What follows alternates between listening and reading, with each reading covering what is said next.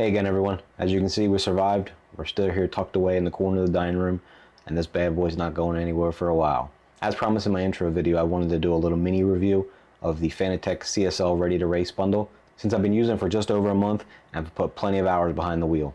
So sit back, relax, let's check it out. Let's start with the heart of the setup, the Fanatec CSL DD base. This direct drive system delivers instant detailed force feedback with a peak torque of 5 Newton meters, upgradable to 8 Newton meters with the optional Boost Kit 180. I opted to upgrade to the 8 Newton meters, and it surprisingly adds much more immersion to the game than I expected. Since I'm new to the sim racing world, I didn't know what to expect when it comes to Newton meters and their forces, since I've never used a wheel prior to this. I'm happy that I did the upgrade, as it gives me much more feeling while on track. It shines in games like ACC and iRacing, providing much more feeling on the curbs and tire slip. The front mounting holes give plenty of options to mount accessories and button boxes for close reach. I've 3D printed a cell phone holder and a side mounted iPad mini holder to run custom dashboards from SimHub. One thing to note, the package does not include a mounting option, so be sure to have your mounting planned out ahead of time.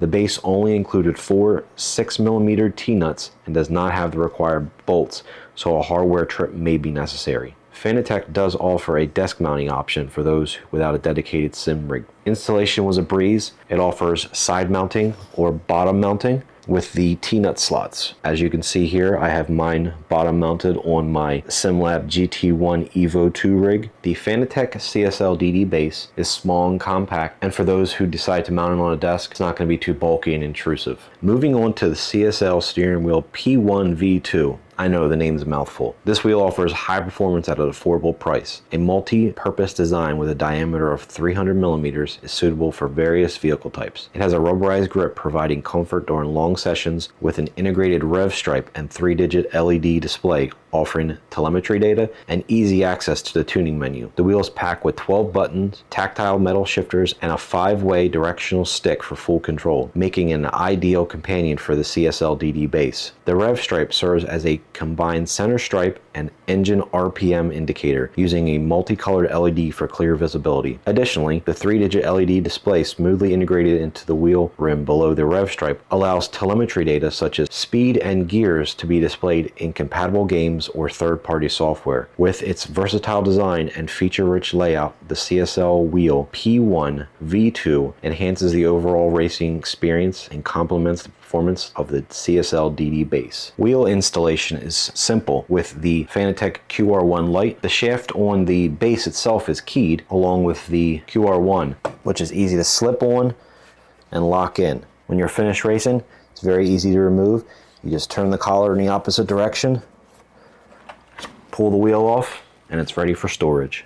Completing the bundle are the Fanatec CSL pedals, built for precision and durability. They have a solid steel construction ensuring stability, while precise throttle and brake inputs are facilitated by heavy steel construction and a PU foam damper. Magnetic sensors provide consistent performance without sensor wear, and the pedals offer upgrade options such as metal pedal faces, a clutch kit, and an optional load cell kit for enhanced realism. I opted for the clutch pedal for a more realistic experience in oval racing, but it's not required. I also modified the brake pedal with a 14mm 3D printed plug to stiffen the buffer and give the pedal more of a defined wall. I wasn't a fan of the included stock pedal plates, but thanks to their upgradability options, you can see I replaced them with 3D printed dual color root plates, which allows me to grip onto the pedals with my socks much better. This plug-and-play setup makes them easy to connect to any supported Fanatec wheelbase, and they offer customizable driving positions with an adjustable pedal spacing and height. So you listen to all the specs and specifications that you can easily just find out online, but what you really want to know is, how is the bundle? I personally love it. Like I said in my intro video, if you watched it, if not, I'll link it down below and put a card somewhere. I was going to buy the Logitech G920 and all that, and I saw some secondhand devices, which wasn't too bad, under 200 bucks, but then I wanted something new, and it was close to $300. It just didn't seem worth it when this whole bundle was $399. Plus, also, if you watch some videos on the Logitech, they're very loud, and right now it's almost midnight, and it's silent. Besides the fact that I have my speakers going right now, I'm not bothering anybody with my gaming, so it's just a no-brainer. As you see here, I'm just doing a little dirt racing, just practicing, and this wheel's great. If you hear any noise, it's probably my wind simulators coming on. That's about it, but there's no noise coming from the kit, no belt noise or anything like that you'll see in the Logitechs.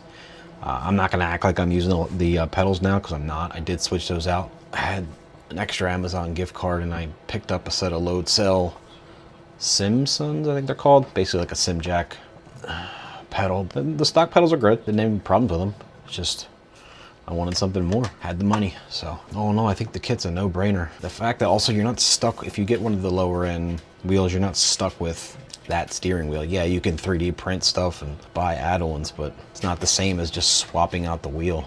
Like I said, in the actual spec part of it, I did go for the 8 Newton meters. I do have the 5 Newton meter brick. So I know what that felt like. It was great. I didn't really think I would need the 8 until I went with it. It's definitely a day and night change. It's, if you want something more realistic, I would definitely recommend just getting the 8. But if you're on the budget, you want that $399 kit, 5 Newton meters is great. Again, you don't really need the clutch. I did buy the clutch. I bought it after the fact. I thought I would want to use it more, but I really only use it for oval racing, which you don't have to use. I don't have an H pattern shifter. I still use the paddle shifters. So you save yourself 40 bucks, I think it was, if you don't do that. Most of my racing is GT3 and ACC, so I don't use the clutch. The kit's also compact. Yeah, I'm using it on a rig, but I did have it on a desk for about a week. The base is just tiny. It just takes a couple little plugs. All the peripherals do plug into the back, which is nice. Obviously, since I'm not using the pedals, I do have another USB going to the computer, but it's no big deal. So basically, I'd recommend the kit to anybody.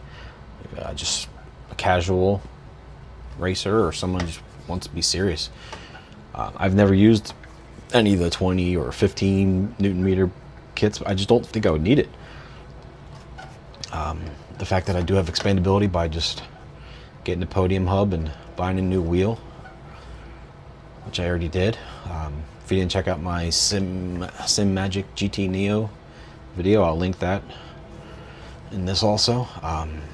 If you get that podium hub, or I think there's also some emulators you can buy, you put pretty much any wheel you want on here. And as far as what I don't like, there's really not much. The stock brake pedal, it's okay. It's not a load cell. It gets you going, but you're paying what, 80 bucks if you buy it separate. It's not very expensive for the whole set of pedals, so I can't really even complain. There's really not much I don't like. The only real knock that I'll give the entire kit, and it's really minor, is with the this plastic quick release, the QR Lite, I think it's called. I don't really trust it. I did have it pop off on me once, but I think I didn't have it screwed in completely. Besides that, I mean, it's never given me any problems, and I didn't know what I was missing out on until I got a new wheel and I got the QR1, the actual quick disconnect. So, I mean, I can only imagine if you do the QR2, but then you got to change the whole stem and all, so on the actual base side. That's really all it. I mean, if I really wanted to change it, I could spend 40 bucks. I mean, I rarely use this wheel unless I'm just playing in the dirt or want to do some oval racing, but most of my other stuff, I use my Sim Magic wheel now. The fact that I can easily pop this thing on and off, it's great. If I'm gonna knock it anymore, I said earlier in the review, and I showed, I don't like the pedal faces on the actual pedals. They're just smooth plastic and they have like a hump in them. I play in socks and I just didn't like them, but the fact that they're replaceable, I really can't complain. If you want to do like the Logitech replacements, I think you have to drill out whatever you're getting to fit their actual bolt pattern, but since Fanatec wants you to replace them if you want, and they'll sell you some, I'm sure. It's just basically plug and play. You screw some new pedals in. So all in all, I love it. I'll recommend the kit to anyone. It's a fun investment, and it's really not much. Like I said, it's $399 if you get a very base. You don't have to buy the 8 Newton meter. You don't have to buy a new wheel. You don't have to replace the pedals. I could have used that for a long time and been competitive.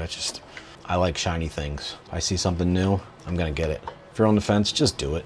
You're missing out on a whole lot of fun. You don't need this whole rig. Put it on a desk. I do get the mount from Fanatec. Don't do it after the fact. I 3D printed one. It was okay. It makes you have a mount when you order the kit or have a place to put it. You need that mounting hardware. Anyway, just get it. The fact that I can also just take this whole wheel off this quickly and replace it. Yeah, like I said, I have to unscrew the QR, pop the wheel off, but it's really all we're working with. It's just that simple. And I can take the QR1. I'd recommend at minimum get this, pop it on. And since I went outside the ecosystem, I do have to use a USB connection, so it's pretty simple. It's magnetic, and my new wheel comes to life. Now since I switched the wheel, all of my functions are still working since I have that USB connection.